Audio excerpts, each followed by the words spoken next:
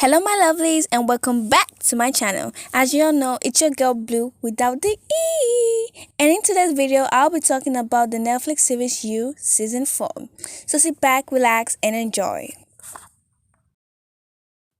In Season 4, Episode 1 of You, Joe is now based in London, living a quiet life as a college professor named Jonathan Moore. Yes, y'all, Joe got himself a new identity and a new look. Check out the before and after pic. After settling a heated class discussion among his students, Joe,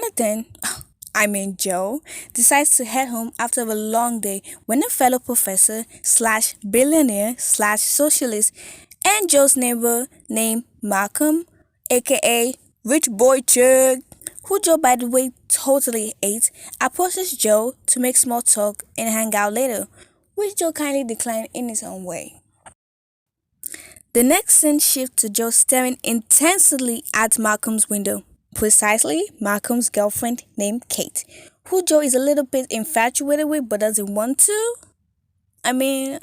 Take a look at this, y'all. Is that? Is she his girlfriend? What kind of woman? No, I'm not interested. No people, not interested. As a man named Moody used to say, not my circus, not my monkeys. I don't want to know. Honestly, y'all, Joe is literally in denial. Nile is a river in Egypt. This man can never change. Long story short, Joe is trying his best to avoid Kate, which seems to be much more harder than he expects, since they kind of live in the same building. Coincidence or not? Eventually, Joe is forced to confront Kate after saving her from being mugged by two men, which Kate isn't much grateful for. Anyhow, after Malcolm finds out what Joe did, Malcolm decides to use this opportunity to personally thank Joe by inviting him to a socialist party in which Joe isn't too happy to attend, but ends up going anyway. And in this party, Malcolm introduced Joe to some of his acquaintances slash frenemies. Ouch. Here are the lists. Lady Phoebe is Kate's most famous friend, toxically aristocratic, quintessentially blonde, dated the captain of not one but two Premier League teams at the same time. Every blunder in bikini wax documented by the tabloids since she was 15 years old. And yet always gives the impression of being genuinely sweet and kind. Could that possibly be true? La Singbosede. Princesses apparently grow on trees at Sundry House. She's in tech. All of her business plans feel more like pyramid schemes. All that, and a snob. This is Sophie, Simon's sister. Sophie Sue. Every item on her body is a sponsorship deal. It's so greedy, I'm almost impressed.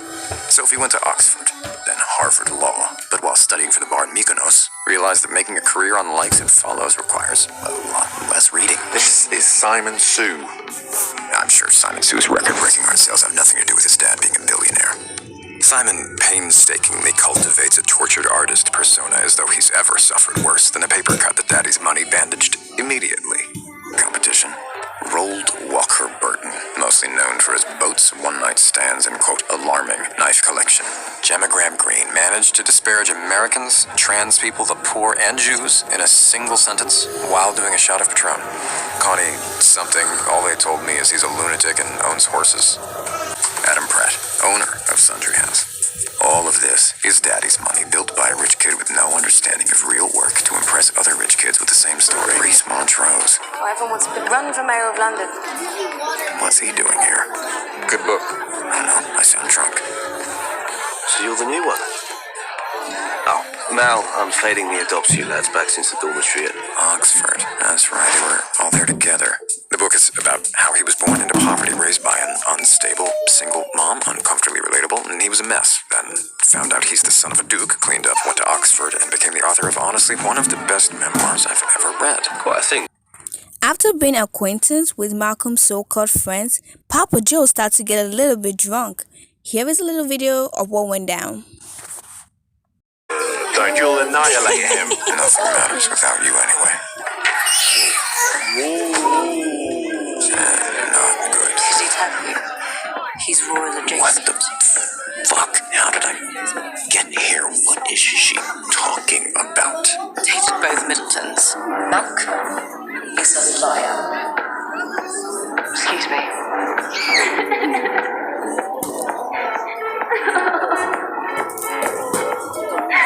Get me off this ride. Did I make her cry? What did I do? I'm in hell. Where's my phone? Fuck. Get this one home.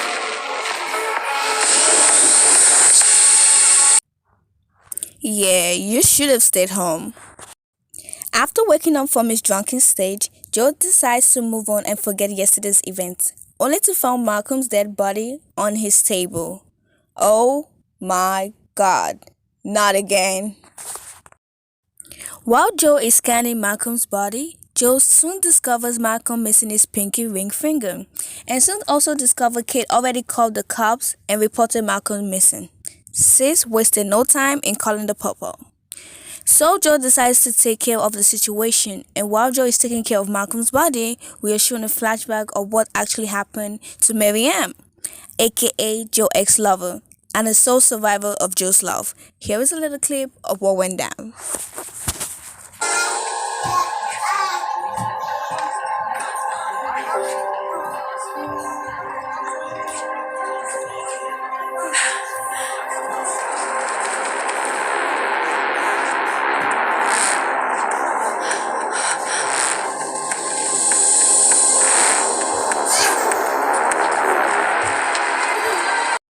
Sis literally ran for her life.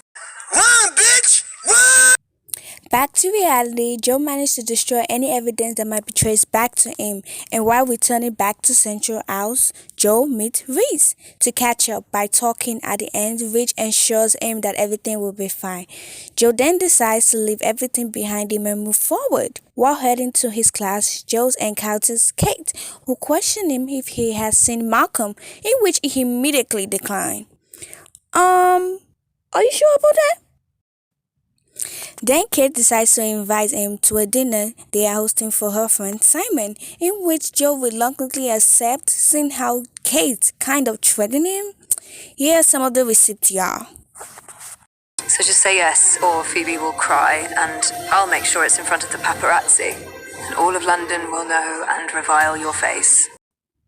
After arriving at the party, Joe received an anonymous message, aka from Malcolm's real killer. Bro, when I tell you the relief on Joe's face when he found out that he didn't kill Malcolm was ironically expected.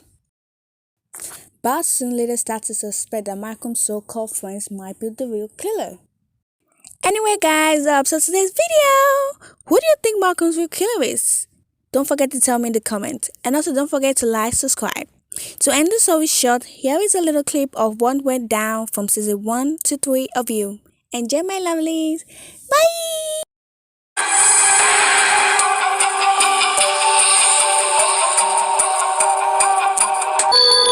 Love Hello.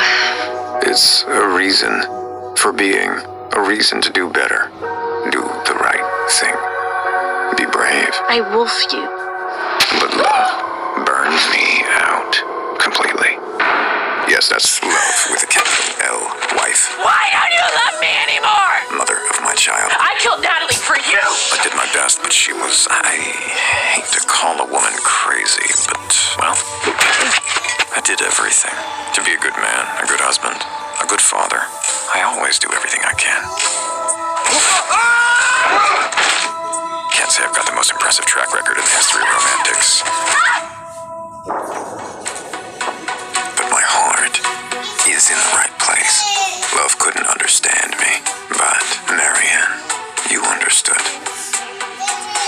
We were the same, meant for each other on every level. He lied to you. Wait, I'm sorry, what? What if I told you Joe's the one who killed your ex? And Brian was mugged. You need to run. Disappear. Brian is just the beginning of what he's willing to do. Until love poisoned the well and you ran. I can't blame you, Marianne. We both know who's to blame here. Because of love, my world went up in flames, and well, as people everywhere read in New York Magazine, People, and on Vox.com, I died by love's hand. Thankfully, I knew good people to watch over Henry. I had to leave them behind. For now. The hardest thing I've ever done. Love tests us. I've been tested more than most. Turned into a ghost. No home, no name, all for you. So I'll admit, when I went to find you, I told myself, this is the last time. It's you or nothing.